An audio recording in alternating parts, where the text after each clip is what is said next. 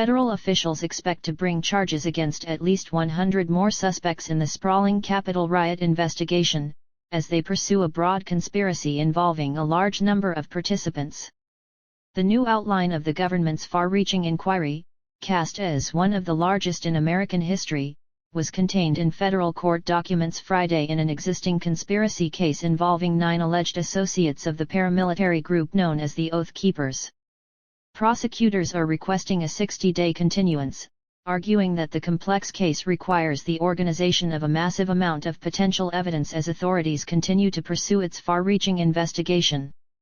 The investigation and prosecution of the Capitol attack will likely be one of the largest in American history, both in terms of the number of defendants prosecuted and the nature and volume of the evidence, prosecutors said. The investigation continues and the government expects that at least 100 additional individuals will be charged.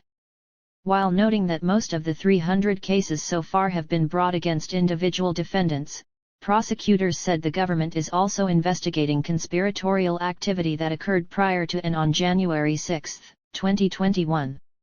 Some of the conspiratorial activity being investigated involves a large number of participants, the court documents state. More than 900 search warrants have been executed, in nearly every state. Potential evidence has been drawn from more than 15,000 hours of surveillance and officers' body-worn camera video. The public has shared at least 210,000 leads that have contained videos, photos, and threads from social media. As the Capitol attack investigation is still ongoing, the number of defendants charged and the volume of potentially discoverable materials will only continue to grow, according to the court documents. In short, even in cases involving a single defendant, the volume of discoverable materials is likely to be significant. Oath Keepers coordinated, prosecutors say. The government filing is part of the case in which the Oath Keepers are accused of coordinating their alleged roles in the assault, which left 5 dead including a Capitol police officer.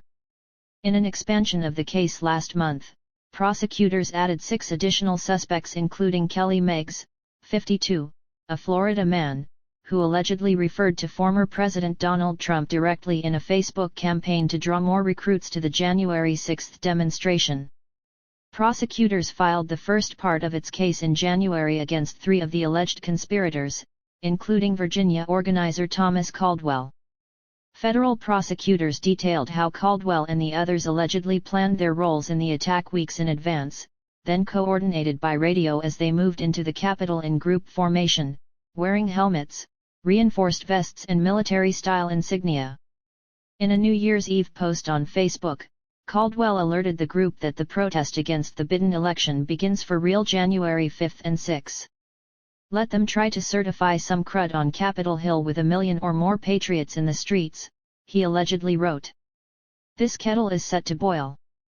Caldwell was released to home confinement Friday pending trial when a federal judge questioned the evidence against him, citing that the retired Navy lieutenant commander had not been among the throng of rioters who entered the Capitol. Earlier this week, Kenneth Harrelson, another Oath Keeper member and U.S. Army veteran, was arrested and charged in connection with the Capitol riot. Harrelson was among those pictured moving through the chaos in a military-style formation, dressed in paramilitary gear, according to the FBI.